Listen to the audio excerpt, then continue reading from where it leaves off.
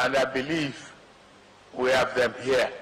He told them that the assignments had started immediately. By this call to service, you must each work to make yourselves worthy in the eyes of God and all our nation's people.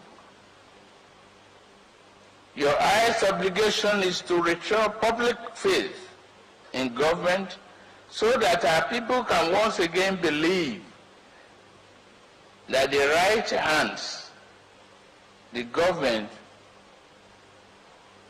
can show and believe in you. You are not a minister of a particular state, colony, region, or ethnic nationality. You are a minister of Federal Republic of Nigeria. The Vice President, Kashim Shettima, Senate President, Godswill Akpabio, Speaker of the House of Representatives, Tajuddin Abbas, APC National Chairman, Dr. Abdullahi Ganduje, state governors, traditional rulers, among others, attended the ceremony. Meanwhile, President Bola Tinubu has been commended for assigning portfolios to ministers before their inauguration, a development seen as a step in the right direction. A cross-section of Nigerians who spoke with Ogtv News in Abeokuta confirmed that this will bring about desired growth in the nation's economy. Elizabeth Eso reports. Away from the usual norms, the ministers designate after scaling through screening by the Senate. The presidency already had knowledge of their assigned portfolios ahead of oath taking. But the economic development flourishes, and tourism is a factor, if not a variable of economic development.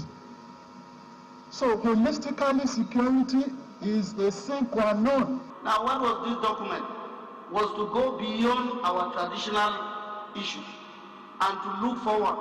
First, the capacity must be improved of the manpower. To some Nigerians, it was a welcome development, but believed it would have been more appropriate if it were known, even before screening at the National Assembly. But so pathetic that we have some people who might be core politicians and who, if they had confrontations with the technical people within the ministry, might have a far-reaching effect on the economy. That's why we always say we want to put the round peg in the round hole.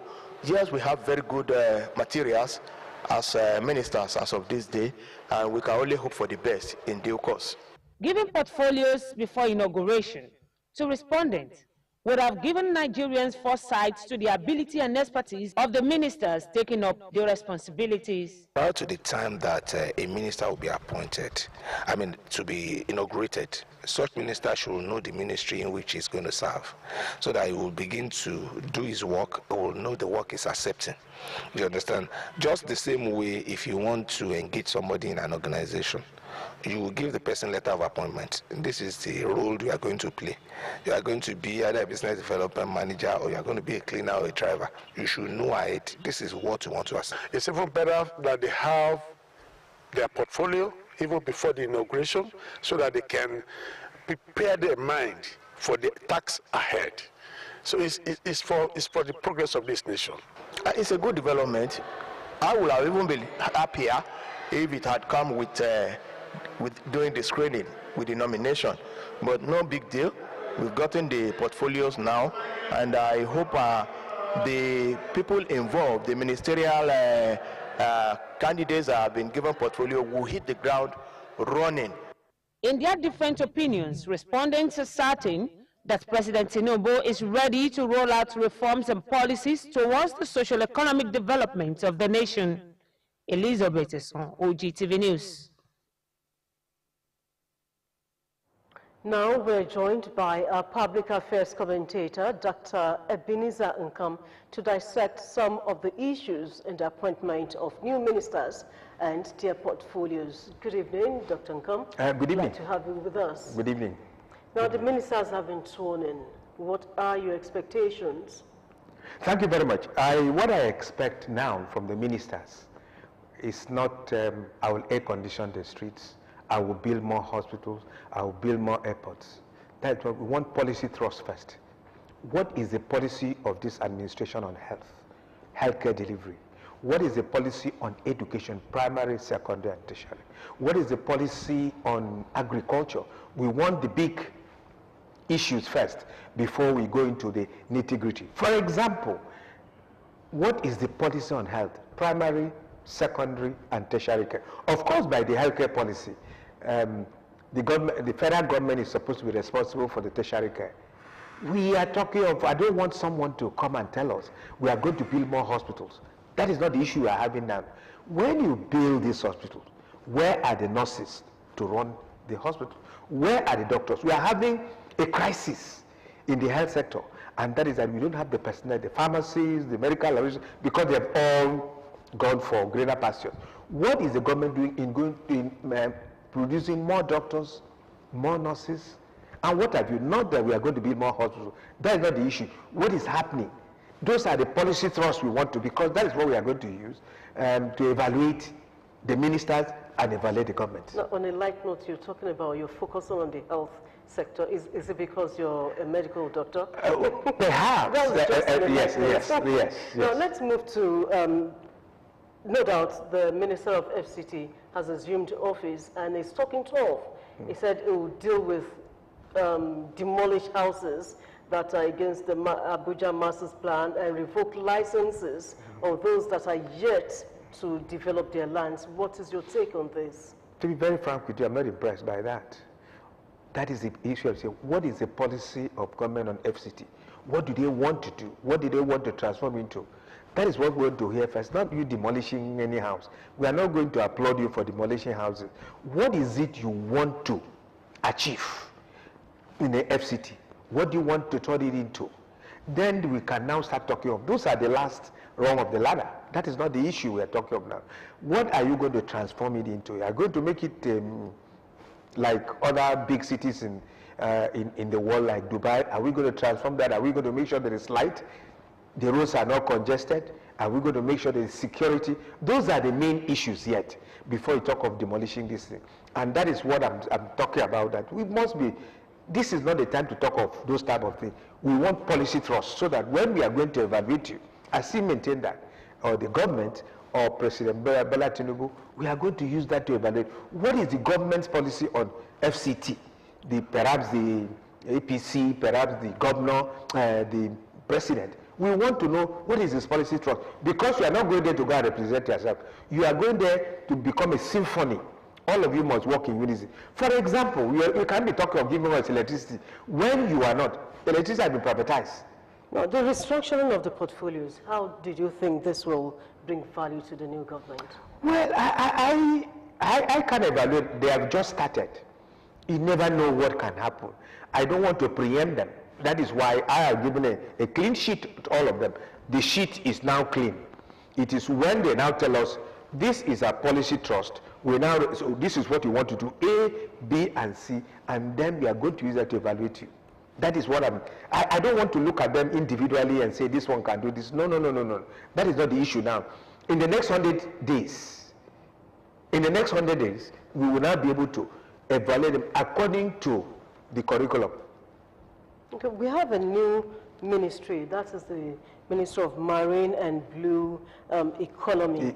Yes, and Boyega Oyetola, a former governor, is the minister there. The annual worth globally from that, especially the blue economy, is about 1.5 trillion naira globally. That is huge globally, you know. So what do you expect from the ministry, the injection, what do you expect the ministry to inject into the Nigerian's economy? Well, that's another kettle of fish. And you see, when I hear, oh, the world economy is what this, from that, that is in theory. In real life, what has, for example, the one which every Nigerian is familiar with, what has our oil deposits done to us? What has the gas we have? Some people say Nigeria is a country with more gas than oil. What has it happened? So when I hear all those fanciful names, I'm not tripped.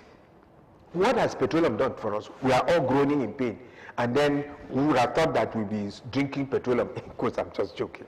We'll be having it, but we are not having it. So when you talk of marine economy and all that, what do you want to do in marine economy? Is it to give us more fish to eat? Are you going to fish? Are you going to make the place navigable for ships to come in? What is it that what? Diversifying to what? Which we don't have. What are you diversifying? The problem is not all those fanciful names. How do we in real life do that? What of corruption? Corrupt practices? Is it going to go inside there? Are we going to have corrupt practices there? What are you doing to stem corrupt practices? That is why all these so-called fanciful names, we knew what happened with NNPC. It was a very dark alley. A few hours ago, the president, there was a new twist, the recreation of the Niger Delta Ministry. Yes. Now, it was not previously on the list. Exactly. So, can you talk about this? Yes, fortunately, I am from that area, and I don't see, anytime I go down there, when I talk of Ministry of Niger Delta, those things only appear in papers. In real life, we are not benefiting from it. So, creating it is an attempt to balance, to make people not to make noise, to pacify the militants there. In real life, we don't see anything. We saw what happened when even the present Senate president was there. What conquest did he bring home? So I am not tripped by those things. And I don't think Nigerians should be, you should not raise, oh, this is going to happen. Please, please, don't jubilate yet. Let us see what they do in the first 100 years. Okay, now let's talk about the names and the names of these ministers, their offices. Is President Tinubu breaking major jinx in the history of Nigeria? I don't know. Well, people say he has about 44, 45 ministers now. And then people are talking of non-minister of state. There are some other ministries which you have ministry, you don't have ministry of state and what have you. The constitution says at least you should have 36 ministers. And he has those ministers, whether minister of state or what have you. He now has 54. I don't see the jinx is breaking. Or what is it? You see, those things are just the issues which are fanciful. We want to see how conquest they will bring home. How will they improve the quality of life of an average Nigerian? That is what I'm interested in. It's not whatever jinx has broken and all that. Those are journalistic jingles, which, which takes us nowhere. What are they going to do for me, for you, for our children, for our grandchildren, to have semblance of good life? What is that going to do about petroleum price? What is that going to do about the exchange rate, which is the problem? What are they doing about electricity? We have heard of electricity. What is it going to happen? You see, those are the three pivots, as far as I'm concerned, which is going to make life meaningful. A Nigerian wants to live a meaningful life. A Nigerian wants to have prices of foodstuff coming down. A Nigerian wants to have good roads to travel. A Nigerian wants electricity for at least 12 hours in it. If you don't have that, all these fanciful names means nothing to the woman in the street. Okay, another ministry I want us to quickly take a look at is that of the Ministry of Humanitarian Services, Disaster Management and Social Development, Beta Edu. And according to her, if there is crisis in the health sector, crisis in all other sectors, it will bring about humanitarian crisis. So her ministry is quite important. And according to her, we have over 16.5 million people affected by humanitarian crisis.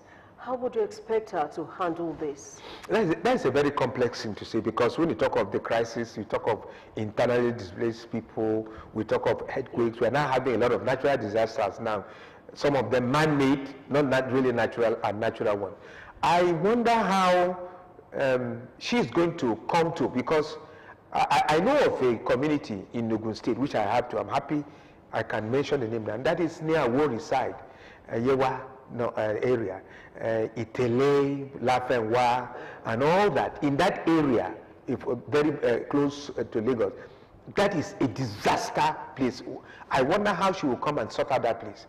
That is for the state government. If the state governments are supposed to do what they're supposed to do, then it will be an icing on the cake. But what we have now is that I don't see, if the states are not doing what they're supposed to do, I doubt if we'll be able to know, to feel our impact. ecological issues in the southeast. What are we have ecological funds. What are the state governments doing with ecological funds? Is she now coming to, are they going to replace ecological funds, or they are not going to be ecological funds, or what is it you are coming to do? Because don't forget, we are running a federation. We are running a federation, and I think we should allow the federation to work. She should only come in to, okay, this has happened, we are going to help you to mitigate the issue, but not coming in to take over the show. The state governments are there.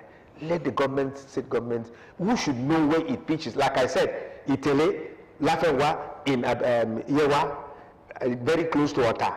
That is an area which is a disaster, which I think, and if I may add, I'm happy that one of our sons is there, a minister there, Kunle Salako. Kunle Salako, charity should begin at home. Kunle Salako should go to Yewa and make sure they have a semblance of life. Okay. Thank you so much, Dr. Ebenezer Nkom. We appreciate your coming Thank you very much for having me tonight. Yes, that was Dr. Ebenezer Nkom. He came to dissect some of the issues on the appointment of new ministers and their portfolios. And that leads us. We'll take a short break now. When we come back, we'll bring you other stories.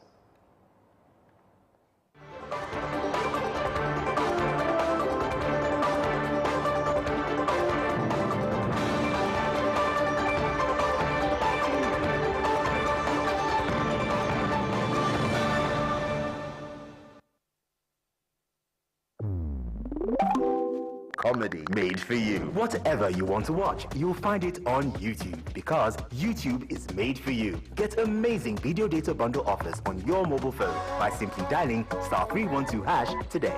Sports made for you. Whatever you want to watch, you'll find it on YouTube,